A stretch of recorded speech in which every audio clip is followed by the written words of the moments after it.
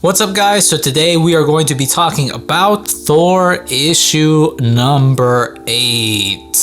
Another issue passes without the main man, Nick Klein, doing the art. Instead, we have Aaron Kuder with the task again, but I've kind of come around to it and I really enjoyed his art this time around a lot more. The previous issue, there wasn't really a lot of action. It was more informative than anything. That's kind of the case with this issue as well, although we do get some action and some very dynamic panels. Great art, so I completely give it up to Kuder for this. Again, Donny Cates, Matt Wilson, great job at writing colors. Great work from everybody around. This issue, we see the catalyst, or more so the motivation of the catalyst for the next arc that Thor will journey into. Have you guys ever heard of a god vacation? I didn't think so, right? So let's get into it. So the issue starts off by introducing us to the Great Book of Kings, written by and only able to be read by true kings of Asgard. What it is basically is this endless book full of the history of all Asgardian kings and a bunch of adventures. I believe you can even see future adventures